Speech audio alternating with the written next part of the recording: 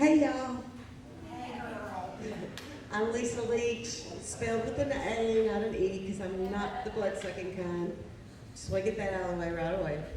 I'm from Louisiana, and I've been investigating the Sasquatch Bigfoot thing for about 23 years. Ever since my family had encounters back when I was about 10 years old, and that kind of led me through everything I've experienced from then on. And that's what my book is about. It's back there on the table if y'all are interested. That's got all my family's encounters in it. And it's called The Product of Bigfoot because I'm a product of Bigfoot, and I do what I am today. Second thing is I wanted you to excuse my appearance. I've been camping, and then first thing this morning, I spilled cappuccino all over me. So that's just me. I may dabble a little bit up here too, so don't throw any tomatoes or anything like that. But I am a member of the Bigfoot and Female Friends of the South. You can find us on Facebook.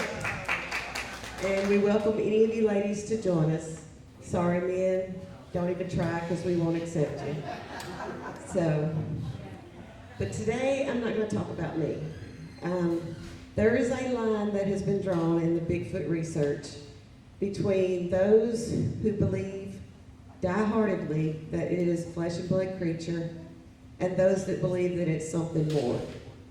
I don't believe we should have a line drawn. I believe that we should be looking at both sides. I'm not here to tell you what to think, not here to give you my opinions today. I'm here to give you some information and let you decide for yourself. So, the first thing I want to go over is the difference between the terms paranormal and supernatural, because everybody uses these terms interchangeably and they do not mean the same thing. Technically, the term paranormal refers to something that runs alongside science, but that science is not quite aware of yet. But if they were aware of it, they could explain it. That's what all cryptids are. Every cryptid is paranormal because science doesn't yet know how to explain it. They don't know about it. The term supernatural, however, refers to something outside of what science can explain, even if they know that it's there. So something like ghosts, anything like that, that's going to fall into your category of supernatural. Science can't explain it, not the science that we have today. So I hear people using those terms all the time. It's some paranormal aspects to it. Well, the whole aspect is paranormal. There are some supernatural aspects to it, is what they're meaning to say. Okay, we're going to go over the difference in all of the reports, starting with the footprints. Of course, we have those footprints that make sense to everybody. We have the provable ones, they're castable, they have the dermal ridges, a lot of them have the mid-tarsal break. And all of those refer to a creature that lives here on Earth. It breathes, it eats, it makes tracks like any other animal does. Then there are those reports where these footprints seem to be doing things that are strange. Like they come out of nowhere, they lead to nowhere. The demographics are strange about them. For instance, the three-toed, which everybody always told me, of course they meant supernatural, but they always said, that's paranormal. Well, no, it's not. There is a whole tribe of people in Africa that have three toes. Most people don't know about that. They call them the ostrich people. And they have adapted with three toes to help them climb. So it's a real thing. It's not out of the realm of possibility. And then we have sightings that make sense, the obvious flesh and blood creatures. It eats, it sleeps, it poops, like I said. It leaves sign it was there, it leaves hair, tracks, blood, whatever. It's just an animal or person or something like in between, anything that's physical on the planet. And then we have those that are reported that don't make any sense. They seem to cloak, disappear, be invisible, or don't leave any sign that they were there at all. or make sounds that you can hear, but you don't see it. So there's some weird reports that go along with it. Then there's the DNA. Now there's been 2 different people I know of, personally, who have done DNA on blood samples, tissue samples, etc. The first one that I knew came back as, in the primate family, closest to an orangutan. I think I'm tearing up the mic. I tear up everything. But that was a long time ago. Like I said, I've been doing this a long time. That was probably 20 years ago. And it was called type A blood, which was in the primate family. That's all they knew about it. And then we have the newer ones that are coming back with the nuclear DNA from the flesh or skin that's coming back as, what was it, the mother is a human, the father is unknown, which, yeah, is some kind of mixture that doesn't make sense. So we're just going back and forth. And today I'll probably vindicate all your beliefs, and then I'll probably turn right around and offend them all, so don't get mad at me. Okay. The reported traits that we've had. Eye reflection versus eye shine. Eye reflection refers to when you shine a light or there's a source of light and you can see the reflection off of the eyes. Most nocturnal animals, well, almost all nocturnal animals will have that in their eyes because of the rods and cones difference between ours and theirs. Even your dog, you shine a light on it, you're going to get reflection from shining it. But there are those reports that the eyes glow on their own, and they seem to have something from within them that create a glow, like a candle glow almost. And that itself is outside the realm of science. So that would be supernatural. Then we have the being able to be killed. I've heard people shoot these things and injure them. I've heard people shoot these things and kill them. But I've also heard that people shoot these things and they don't seem to bother them at all. Or that they shoot them and it doesn't seem, they just don't seem to care. Or it just goes right through them or they disappear. There's been so many different stories that they're just all over the place. And then we have the animal smell, the dead animal smell that's reported a lot versus a sulfur smell that you get. The dead animal smell could be anything from, it's been a long time since it's took a bath to it was feeding and you're getting the smell from whatever carcass it was last gnawing on. The sulfur smell, however, is a lot more interesting. And I'll go into that later. That goes into the realm of supernatural because if there's a such thing as portals, which I've been told there are, along with those portals come a sulfur smell. Every time something enters this realm from another realm, it leaves behind a sulfur smell. Now, their scientific theory can explain all of these different things that happen, people getting weird feelings, being sick, confusion, and all that. It can be infrasound that causes that. And that's been proven by science that cause symptoms and reactions in humans, including hallucinations, illusions, delusions, tingling feelings, paralysis, hearing loss, headaches, sudden changes in blood pressure, confusion, disorientation, fear, fainting, seizures, fatigue, nausea, and involuntary bowel evacuation. And as a nurse, I know all about the infrasound and how it affects people. And there have actually been people who have worked in buildings where there were faulty air conditioning systems. And certain rooms got affected. And those people had to be evacuated once they found out what the problem was. Those people were getting sick.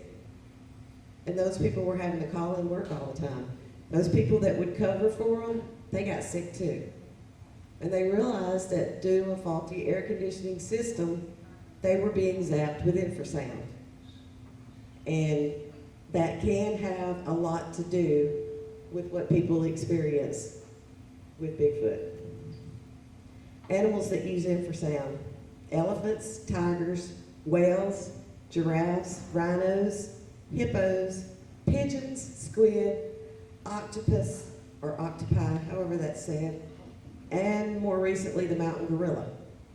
All these animals use infrasound to communicate. And so it is not a far-fetched theory to throw infrasound out there when you're talking about Bigfoot. We're going to go over the supernatural biblical theory. And this is the one nobody ever wants to hear about. And believe me, I'm not preaching to anybody. I don't do that.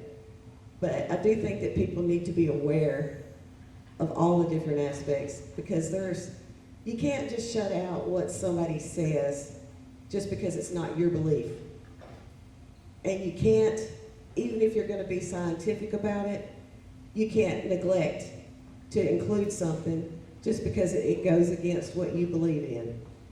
If you're absolutely going to be scientific about something, you got to look at everything. You can't leave anything out. And that's what I'm doing here today. So, the biblical theory.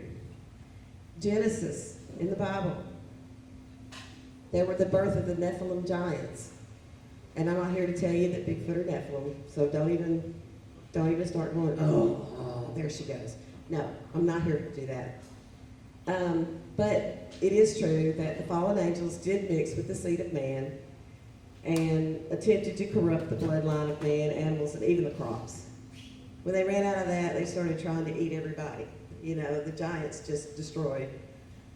So this is when the Great Flood came about. I know we've all been taught that the flood was because of sinful people, and if that were the case, we'd all be dead today because everybody sinned, and I think the world is more full of sin today than it was then. So the Great Flood came about because of the Nephilim. It was the only way to save the human race. And they were there pre-flood and post-flood. And afterwards, after the flood, they became smaller because the original Nephilim were huge. I mean, we're talking giants. But then after the flood, they were actually not even called Nephilim anymore. They were called Raphaim. And they were a smaller breed. And this is what Goliath was. David and Goliath. Goliath was actually a Raphaim. And so was King Og, if y'all remember who he was. And this is where we get a lot of people saying, okay, I understand why they're going for the Nephilim thing. I understand that because there were giants. There's supposed to still be giants. Is, was, and will be again. There's supposed to be giants in the end in Revelation. I get that. But Nephilim's not the right word to use. So, once again, Raphaim would be the correct term. The Nephilim are actually talked about in the Bible in Genesis 6, Ezekiel 32, and Numbers 13. The Raphaim's talked about in Deuteronomy 2 and 3, Samuel 21, and Joshua 11. Matthew 24 stated, when Jesus was asked how man would know that the Son of God would be returning, as it was in the days of Noah, so shall it be at the coming of the Son of Man, which is Jesus' return in Revelation. So they didn't go away. They'll still be back one day. We know that. We know that because the Bible tells us that one day they will return. Like I said, I'm not here to preach to you. And I see people shaking their head, and I knew they'd do that. I knew. But that's okay. It does state that in the Bible, that they will return again someday. So whether they're here now or not, I don't know. I'm not saying Bigfoot or them, just saying that they did exist, and that's why people lean that direction sometimes. Then we go into the people who have the high strangeness. UFOs, UAPs, portals, light orbs, all the really weird stuff. And to tell you the truth, I've never seen any of this. I've never seen UFO, I've never seen portals, I've never seen lights or orbs. I've never seen any of that in regards to my research of Bigfoot. But just because I haven't, I don't say that somebody else hasn't, because they just as well might have. So, what could be happening? We don't know, but we can speculate. We know that the Bible does talk about the chariots of fire in Ezekiel and in Kings, where the wheel within a wheel with eyes all around, and Elijah was taken up in a whirlwind. Sounds like a UFO, don't it? That doesn't mean that it's aliens. That could be anything from angels to demons to fallen angels. Who knows? We don't know. But I don't think there are aliens from another planet that are visiting us. I really do not think that. And I'm not going to call anybody crazy who does think that, but I think if there's anything else here, it came from here. And it's always been here. So, I do know that there's a place called CERN. CERN is in Switzerland. There's a smaller one in Oak Ridge, Tennessee. They do open portals. So portals are not something that's just made up. You go to CERN's website and they'll tell you themselves that yes, they open portals. It's what they've been trying to do for a long time. They've been doing it. They'll crank it up every now and then and open a portal. It's like a wormhole from one place to the next. And they'll tell you that, yeah, they've had some things come through there. They don't explain what they are. But they do it. They do open them. They have figured that out. They've also figured out antimatter. They figured out how to contain antimatter, which makes up everything that we're made out of, and everything that everything here is made out of. It's its opposite. And what they do is they take it and they put it in this little tube, and they can only keep it alive for like 15 seconds. They will take the antimatter and they will put matter with it, and it like disintegrates into nothing, because a positive and a negative cancel each other out.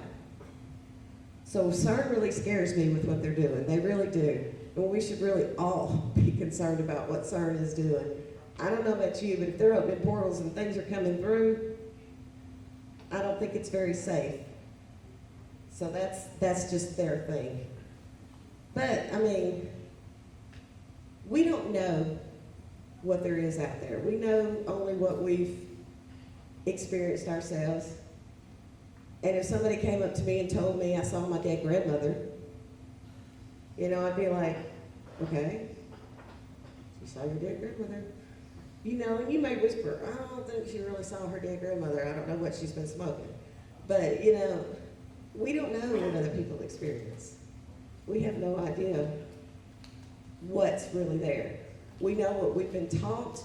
We know what we've grown up with. We know what we see from day to day. But we don't know everything that's there. If you did, you could tell me what God looks like, and you can't tell me that. There's no way you can describe to me what God looks like. But you still believe in Him. So if you're going to do that, don't look at somebody else and shake your head or make fun of them when they tell you something that you've never heard before or that you didn't want to hear. Doesn't make it any less real. So I'm asking today for all of you to stop bickering amongst one another about whether this is a flesh and blood animal or whether this is a supernatural being, whether it's dipping in and out of dimensions or whether it's not. Because in the long run, it doesn't matter. It doesn't matter whether it's doing that or whether it's doing this. None of us know exactly what it's capable of. And we're not gonna know until it's ready for us to know. So let's just stop fighting amongst ourselves. Let's stop making fun of each other, doing all those things that we do, being nasty to other people. It's not gonna pay out in the long run. We're just gonna make more enemies.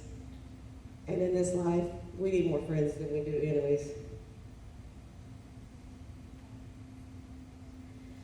Okay, this is the argument about why it's not just a race of wild people. And I know a lot of people think it's a race of wild people, and that's fine, and it still could be. But this is just an argument of the many things that don't make sense if it is. So, eye shine and eye reflection is not a normal human trait. That's not something that we do. I mean, you can shine a light in your friend's eyes. If you turn on night vision, your friend's eyes are going to shine. But if you just shine a flashlight at them, if your friend's eyes shine, you better get an exorcist. Because there's something wrong. Strength-wise, the superhuman strength, the super strength that these things have to be able to break a tree in half, or to uproot a tree, turn it upside down, and poke it back in the ground. You try to stick just a stick in the ground. You're not going to do it. That's not a human trait. That's not something that humans are born with. And yeah, there are the great apes that have a lot more power than us. But these things, they seem to really outdo the great apes. So we're looking at something with really superhuman strength. The behavior. How many of you women out there had a baby that climbed a tree? I'm serious. None of you. Elise, did you have a baby that climbed a tree? A baby. That climbed a tree. Well, no, they weren't babies. They were kids, weren't they? They weren't little babies. Yeah, they were not babies. Okay, how many Bigfoot reports have you heard where there were babies in the tree? I've seen a video of one. Exactly. One in the tree. That's not a human trait. It's not a human trait. Sure. That's not something that human babies can do. They can't even crawl out of their crib, let alone climb a tree. So that's not a human thing. Food habits. I don't know anybody here who eats their food raw. If you do, I apologize. I don't know, you might hook up with some vampires or something somewhere, or I don't know your food habits, but I'm inclined to believe you cook your food before you eat it. You don't just run out in the woods and kill a deer and take a bite out of it. That's not human behavior. So that's another thing that doesn't fit in with being human. Their vocal range. As we've heard from a lot of the speakers today, their vocal range is out of the realm of human possibility. They don't have the same vocal range that we have. And that again, not a human trait. So, once again, not human. Another thing that I've discovered, a lot of these Bigfoot reports, the Bigfoot seem to have sarcoptic mange or scabies. Yeah, scabies is bad. When humans get it though, our hair doesn't fall out. You know, it's hard to get rid of. I've had to gown up as a nurse and go in people's rooms, and I'm wearing 4 layers and 4 masks and, you know, creaming them up from head to toe because they have scabies. But it causes these little red bumps all over you, and it's all over your body. But with Bigfoot, their hair falls out. We don't lose our hair. Same thing with sarcoptic mange. I don't know anybody here who has or has had sarcoptic mange. Once again, if you have, you need to see your physician because something is wrong with you. And it's not human. Their appearance, their long arms, their thumb placement, which is off from ours, sits down lower than ours. And they're extremely large mouths that seem to take up most of their face. Again, not a human trait. None of that fits into human. Their abilities for, like I said, infrasound, whether that's scent glands or somehow else that they create infrasound, I don't know. Running on all fours, spider crawling. If anybody in this audience can get up right now and run on all fours, I'll give you $20. No takers? I didn't think. If you can spider crawl, I'll give you 40. No takers. Because that's not a human ability, once again. But they have been known to do this many times, and the spider crawling is creepy. That's not something I ever want to see. That is, I don't think I'd sleep that night. I've seen the little monkeys doing it. They're creepy. I wouldn't want to be near the little monkeys doing that, let alone a 10-foot Bigfoot out in the woods. No. Don't creep me out with that, please. The government interference with them, the secrecy surrounding them. Also not human, because if they were human, it wouldn't matter. It would not matter. We have homeless people today. Government don't care.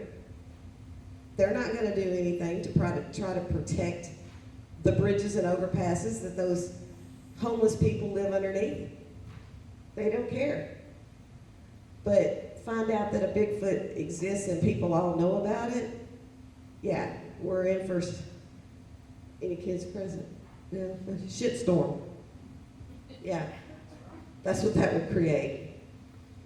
And then think about their ability to not be seen and not be discovered. Humans are rebellious creatures. We make mistakes. We deliberately do things we know we're not supposed to do, especially as teenagers. You tell us not to do something, God dang it, that's the first thing they're going to do. But these creatures, Bigfoot, whatever they are, seem to have self-restraint to keep from being seen. You know, they stay hidden. They're able to do that. And they're able to do that religiously where we don't find them. So once again, that's not a human trait. We would have messed that up a long time ago. We would have been discovered 10 times over and probably none of us be living at this point.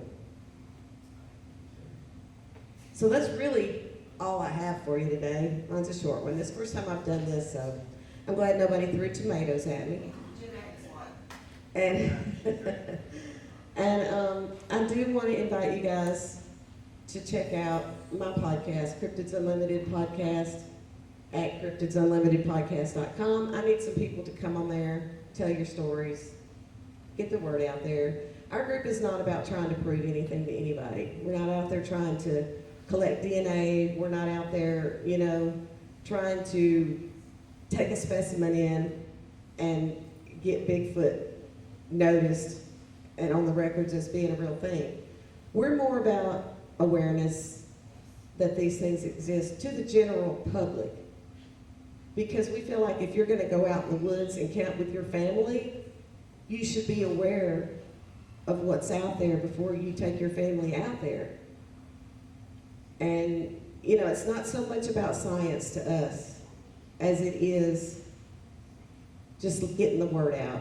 They're there, and this can happen, or that can happen, or maybe nothing will happen. But just the awareness of seeing it, and if you're a kid and you see it, you experience something like this, and you're like I was, you won't have anybody to talk to about it. You'll get made fun of by your friends in school for telling them you saw a Bigfoot, and even maybe other family members, even older family members get made fun of by their family members. My mother-in-law today sits there and tells me every time I go see her, you know that's the biggest hoax that ever was. And I just sit there and smile at her. And I'm like, I appreciate your opinion. And that's that, you know, because those are the people that you're not going to convince until they see it for themselves. So I don't try. I don't try to convince those people. But it does help to talk about it. It helps to talk about what you've seen, what you've experienced.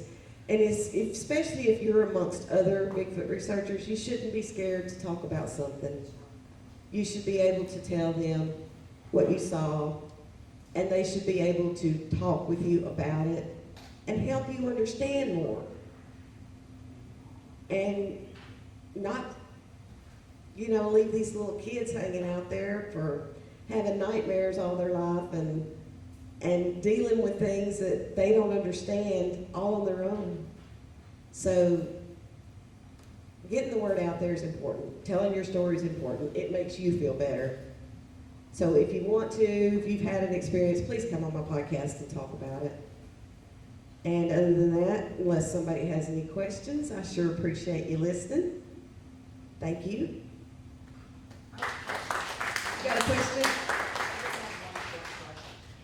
What is the best female group, Bigfoot group that you belong to? What is the best one, the best female group, Bigfoot group? The one I belong to now. Yeah, okay. The one that you helped open. I know what you're getting over there. This is Elise Orr. She helped form our group. She's waiting on a shameless plug. Shout out to Elise Orr and Barbara Maddie because they actually opened our group of women. And our group of women have come a long way with them because we think we maybe have an advantage over men. There's no men there. I think maybe we're less intimidating being all women. We get more action than most of the men groups do. So once again, we invite you to join us if you want to. Any other questions? All right, then y'all have a good day.